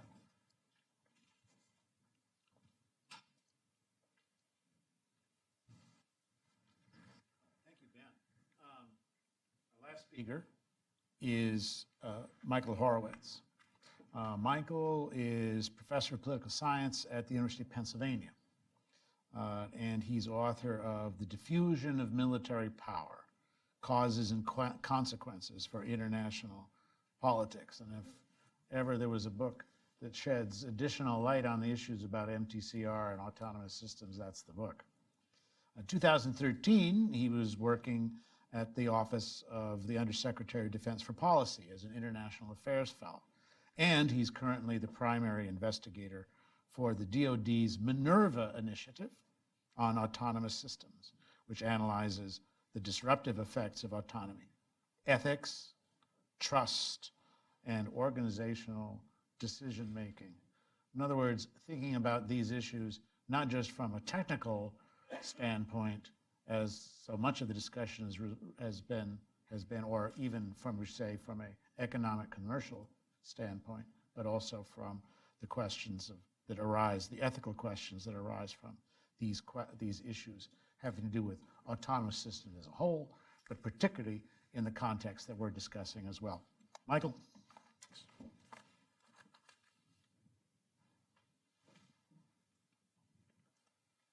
So thanks a lot for having me today, and a lot has already been said, so I want to just make a few key points. The first of which is, I think, illustrated much better with pictures than with words. This is a GIF that shows the proliferation of armed drones from 2000 to the present, laying out not just who has the capability to build these systems, which are the countries in blue, but who they've exported to. And note the big difference between who the United States is exported to and, say, that large country in Asia. But it's not even just China anymore. Note also Turkey, Israel, who's scooped us in India, and others potentially on the horizon as well. And so the place I want to start is with this, because I think it clearly illustrates that the notion that UAVs are some sort of special technology that need to be controlled in a way that is unique is an outdated premise. I think it's an outdated premise, not only for some of the reasons that have been said already, but for a different one as well, and one that gets to the heart of a contradiction within the MTCR. In that, we've talked about the Category 1 distinction between an MTCR Category 1 system as one that can, carry a payload for 500 kilograms and go for 300 kilometers. And, we've talked about, in the first panel and in this panel, we've talked about, well, all right, well, cruise missiles versus ballistic missiles versus UAVs. But do you want to know what else meets that criteria? A B-2 bomber. Do you want to know what else meets that criteria? In F-18 or an F-35. F-35s can carry weapons of mass destruction. B-2s sure can carry weapons of mass destruction.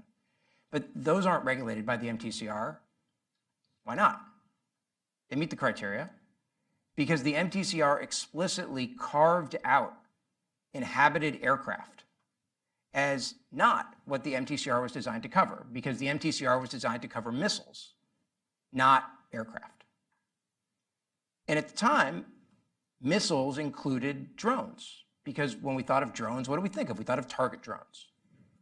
Things that we use for practice, essentially. Maybe the Israelis have been doing some experimenting. There had been some experimenting in the Vietnam War with some different kinds of capabilities, but drones meant target drones. Drones essentially were like cruise missiles with a remote control. Today, the platforms that we're talking about aren't missiles, they're aircraft. And the fiction, I think, behind incremental reform is that it ignores this contradiction. That given that drones fundamentally are aircraft rather than missiles, think about this as the landing gear test in a way, then they should be treated as such, which means the most sort of, look, I'm a professor, so I'm not responsible for the implications of what I say. And the logical, coherent thing to do would be to carve out UAS from the MTCR, just as the MTCR does not include the B-2 bomber or the F-35. And I think the challenge is that our failure to do that up to this point is undermining the credibility of the MTCR and the ability of the MTCR to control cruise missiles and ballistic missiles. As part of another academic research project, I didn't have the chart handy yet. I can actually do the same thing for cruise missiles and for ballistic missiles. And you've seen cruise missile proliferation, especially picking up a great deal in advanced cruise missile proliferation over the last decade. And I think one of the challenges is that the ability of the MTCR to effectively serve as a normative constraint, it's a supplier cartel, as a normative constraint on the proliferation of missiles is undermined by the reality of this GIF, by the reality of UAV proliferation. And that many of these systems, most of these armed systems, and this isn't even including unarmed systems, that most of these systems are systems that functionally are Category 1. China's CH-4, for example, regardless of what exactly they say in public. And that's a problem for the credibility of the MTCR. And I think that the right solution would then be to refocus the MTCR on missiles rather than having this sort of aircraft category that essentially, as a result of a historical accident, as Chris Ford was saying, have ended up being covered by the missile technology control regime. And I think an implication of this shift would obviously be to increase American UAV exports that would previously have been classified Category 1, which I think others have made the case already for why this would be good for U.S. national security. It would increase America's ability to cooperate with allies and partners, both directly in terms of ISR sharing, as well as indirectly from a relationship perspective. It would cut off China's ability to put contractors and troops on the ground with U.S. allies and partners who go to China when the U.S. says no. It would be good for American technical leadership by supporting American industry. So in that way, I think one of the things that I've been, again, as a professor, that I've been surprised about is that this administration has not leaned further forward in proposing changes. And that given the emphasis of the Trump administration on improving the export competitiveness of American businesses, one would imagine this kind of change is something that the Trump administration could get behind. I think instead, it's the sort of hangover of this historical accident where drones used to be target drones has really limited our ability to think creatively about this topic. And I think a key question moving forward, it will be what happens, the sort of the speed reforms that Chris Ford was talking about. Those are better than I think what exists now. I think the question is what happens as technology changes and they're no longer good enough again. And I'll close by saying that something that nobody has mentioned today that I think I'd be curious what people in the audience sort of think about this, that it's worth discussing just for a second, is what's the intersection between the MTCR and the decline of the INF Treaty?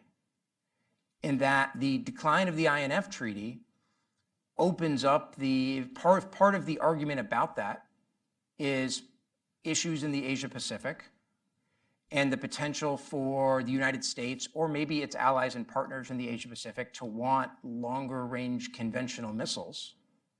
What does that then mean under the MTCR?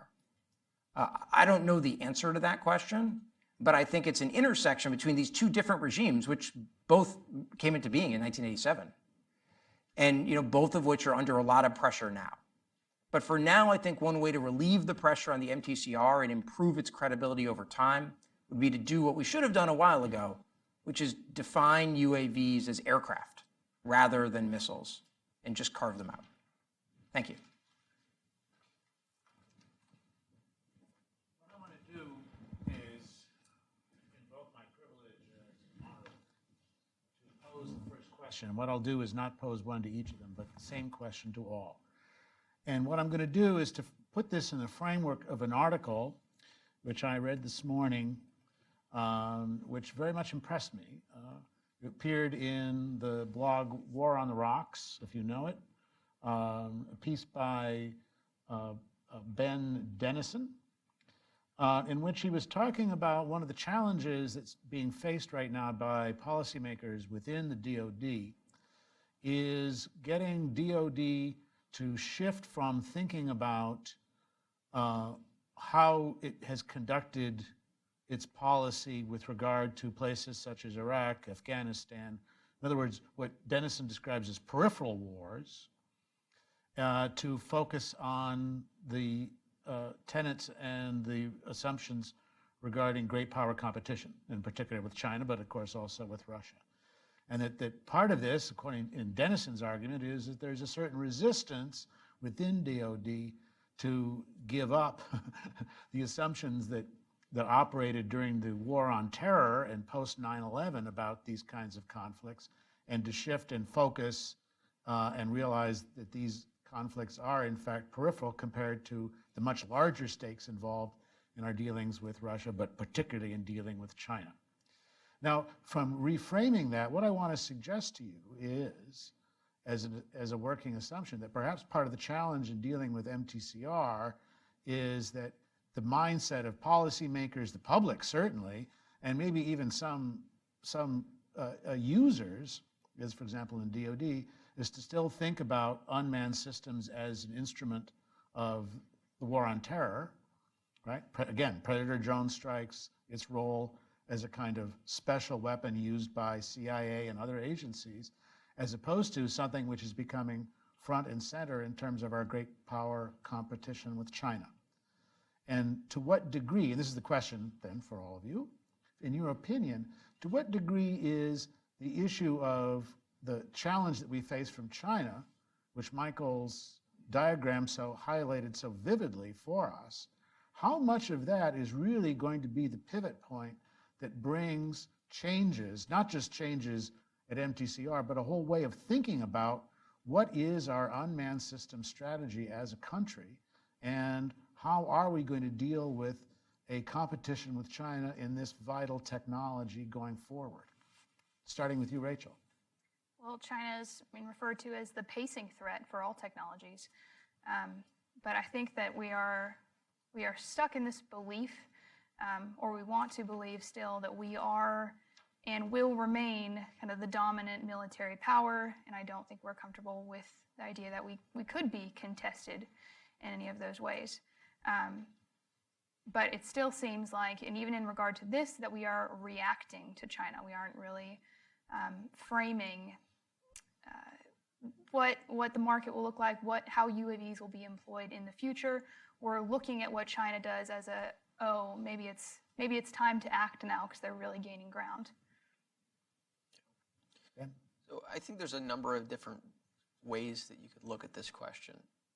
You mentioned strategy, and I think that's exactly the issue is reactivity.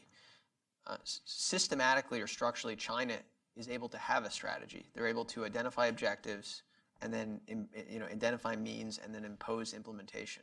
We as a country, I think, are having some trouble doing that on any issue. And that's emblematic from budgetary issues to government shutdowns to everything like that. So inevitably, we are in a reactive posture. And the real question is the issue of China provocative enough that it's gonna actually cause a reaction that's meaningful? And it's not entirely clear at this point.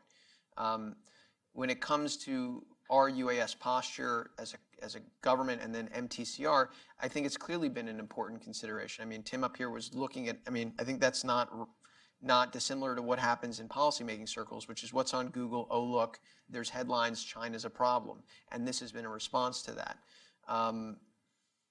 But there's also the issue that you raised, which is what's the emotional reaction to change, right?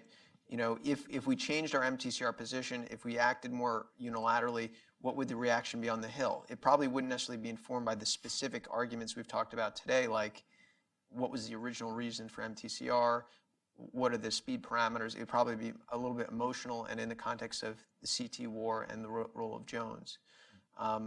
So I don't have a good answer to your question. My hope is that it is provocative enough, that China is provocative enough, but I think it remains to be seen. I think that the contrast between the sorts of capability development that a country like the United States needed to do for the war on terrorism versus what you need to do for great power competition is a challenge. And I think that you have sort of two different bureaucratic obstacles right now. The first is, think back to sort of after 2001 and think about how long it took to get the American defense establishment's head around things like counterinsurgency and counterterrorism in the first place. That took years. And now you have whole cohorts or people that have built their careers on thinking about that, being good at it, prioritizing it, and now they're being told to, no, we're doing something different again. And that's challenging for anybody, whether it's the U.S. military or somebody often corporate America or a dumb professor. The second is, I think, the continuing bias in some parts of the American military against using uninhabited systems for operations other than those that are dull, dirty, and dangerous. To go back to the old unmanned systems roadmap, and the notion that all these things are good for are say some high altitude surveillance or some sort of CT-based drone strikes, I think is a limitation, one that's being overcome gradually.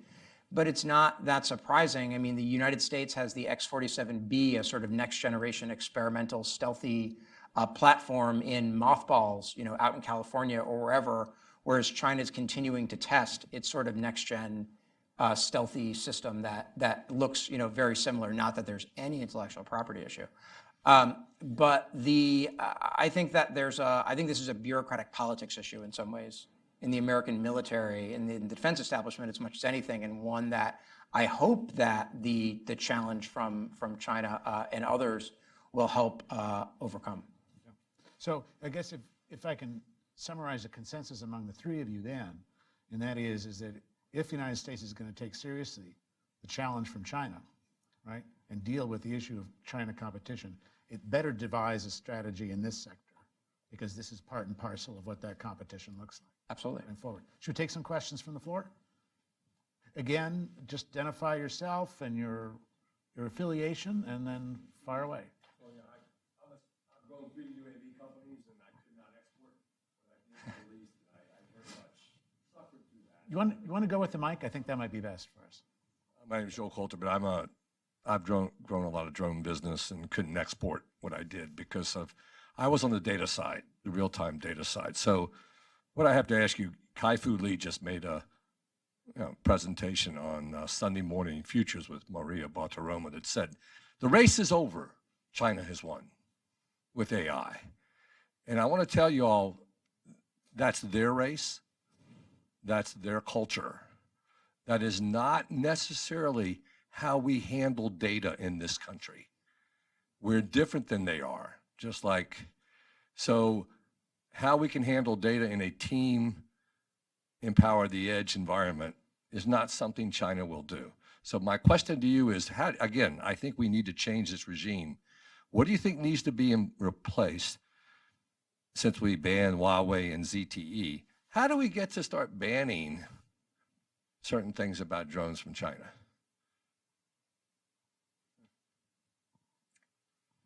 I'm going to frame that slightly, just take that and frame it slightly differently. And that is, we've got the challenge from China with regard to UAVs is not just the UAVs themselves, it's also the component parts, it's also the software that would go, the hardware as well. Are there other aspects of this in which we have leverage in dealing with Chinese-based technology that perhaps can also be undertaken that sit outside the MTCR regime? In other words, as we're working for reform there, are there other steps around the periphery, or even maybe at the technological core, that can also have a way in which this becomes part of our counter strategy? Any thoughts? I think you touch on a question that's not actually new, even though the China issue is more present today than the past, which is, and it goes back to, you could say, to the beginning of the Cold War when we were dealing with the Western, the Warsaw Pact and the Russians, which is how much can we put up walls that are effective versus out innovating them, right? So there's this balance of, well, we want to put up walls to prevent certain things from getting out to our adversaries. But if we put up too many walls, it'll actually inhibit our ability to innovate with partners and be the global hub for a lot of this stuff. And I don't think they never answered the perfect balance between those things during the Cold War. And I don't know that we have a clear answer today with respect to China. It has to do, it gets into specifics, and I know with CFIUS reform and things of that nature, and some of the work at DoD on supply chain security, they're trying to scope this problem in a way that it's manageable. But it's a huge question, and I don't know that there's an immediate right answer to it. And it'd be much easier to achieve supply chain security if we knew exactly what we needed. But that changes on a fairly regular basis, either based on the threats or whoever's in office. So if there was more consistency, that would enable some planning in those areas. How do we avoid those types of vulnerabilities? Can we stockpile? Can we look to other producers and suppliers? And there are options out there, I think, if there was some more consistency and stability in terms of procurement. Other questions? Yeah, here. Thank you. I had just two items to inquire about. One is, if we looked at the chart that you put up for 2019, none of the purchasers have weapons of mass destruction, and they're not going to get them. It's Kazakhstan, for example, or Egypt, let's say. So there's this other element of the MTCR which may be subject to the kind of fundamental relook, not precisely the one you're speaking about, but a parallel thing to think about. At the time the MTCR was established, the countries acquiring missiles, such as Iraq, then Egypt, Argentina, they did have weapon of mass destruction programs underway simultaneously. And so there was a combination there that was of great concern. I think we're in somewhat of a different world at this point. But what I wanted to ask, just on the commercial side, Chris Ford implied that this is a very tiny subset of Category 1 missiles, or Category 1 systems, that are going to be treated as Category 2.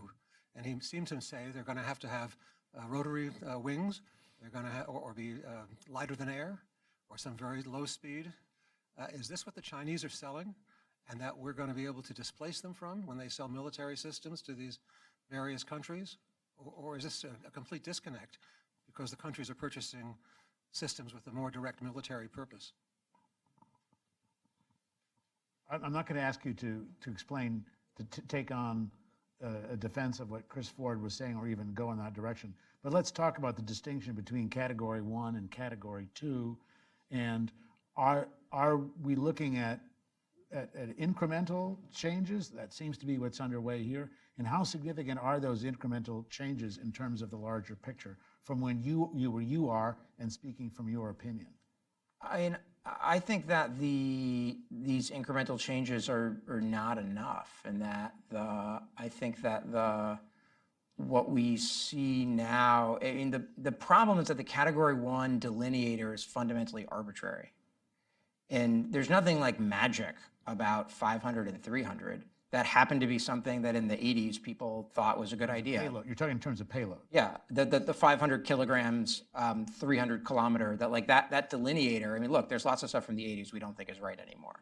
Like people thought ALF was a good TV show, but there's lots of. I mean, look, I mean maybe I defend ALF, but the point being that that's sort of an arbitrary distinction, and it's a distinction that applies may make more sense for missiles than the way that UAVs are used. And so I think that the challenge with any kind of speed parameter or sort of shift is that it still leaves in place that distinction with regard to platforms. And the other problem here, of course, is that the United States, we are very transparent. We're a democracy that's very transparent about these kinds of capabilities. Things like basic range and payload you can find on a number of websites and are reasonably accurate under most circumstances. The same is not true for a lot of the other countries that we're talking about here: China, Turkey, Iran, even Israel. And that means that, again, it's not a level playing field. So what you're sort of suggesting is that the technology itself is involved in ways in which the distinction between Category 1 and Category 2 is no longer material. Right. Not to what uninhabited systems are today. Exactly. So, without speaking for Assistant Secretary Ford, if you try to put yourself in his shoes and look at what he's dealing with, right? So he's aware clearly of a lot of the challenges that we spoke about today, but he's also at the same time trying to maintain the integrity of Mtcr. So how is he trying? What's the solution to this problem? Well, what they have done is they've said, all right, we're going to solve this problem by introducing these speed parameters, and we're going to make that case as it's good for Mtcr. Right? And so everybody should do that. The truth is that this problem is uniquely harmful to the United States right now. So it's a very difficult strategy to implement effectively, I think, because you have to convince a large number of people in a consensus organization that something that is particularly important to America is worth them changing their policies on, which is, again, why I'm of the view that the case for reforming Mtcr might be better than the case for reforming U.S. export control policies, because we have overcome the strong presumption of denial in many cases in the past, and countries have the unique ability to do that without even withdrawing from Mtcr. So this is at least how, again, not speaking for the Assistant Secretary, but just trying to put oneself in his shoes and how he's managing, how you get to the speed parameter. That's how I see them having gotten to it. And I just to add on there real quick, I think that it is true that one could imagine there are different ways one can interpret what it requires to overcome the strong presumption of a denial. That's a U.S. government decision, not an Mtcr decision. You frankly don't even need the speed parameter, and you could implement the existing UAV export policy very differently if the administration chose to. I think, philosophically, it's more intellectually pleasing to sort of handle all of it through the context of Mtcr reform. But you could change the interpretation of the strong presumption of denial and probably address this issue if you wanted to. Seems like the change is taking into account too what might be palatable, but I mean that technology. How long do we keep that language in there? I mean, that technology could be, owned by every country in the world. And at what point is it enough to remove that language or consider assessing it separately? It's just not. It's not flexible, and we have the issue where a lot of our regulatory language isn't keeping up with the pace of technology. So that's kind of giving an inch, but I don't think it'll address future issues. Should we take one more question? I'm sorry, I didn't mean to take the last question. I'm Jeremiah from the Association of the U.S. Army. I was just wondering if you could speak a little bit to the proliferation of drones to non-state actors as well. I mean, we've started to see that, with Hezbollah, in open source reportedly has acquired some sort of armed capability from Iran. The Islamic State, of course, has done a reasonable job taking some advanced commercial platforms you can buy on Amazon and turning them into sort of suicide drones, or with various sorts of explosive capabilities. We know that groups like Hamas also have some basic drone capabilities. I mean, this is the problem with controlling dual-use technology. Are non-state actors going to have, like Predators and Reapers? No. But can they acquire capabilities that are useful for their own security interests? I think absolutely. And I think there's very little, if anything, that one could do to stop that. Nothing to add. Well, should we thank our panelists for a very fascinating and illuminating discussion? Well, thank you all for coming, and we look forward to seeing you here again for our next discussion on this very topic. Thanks for coming.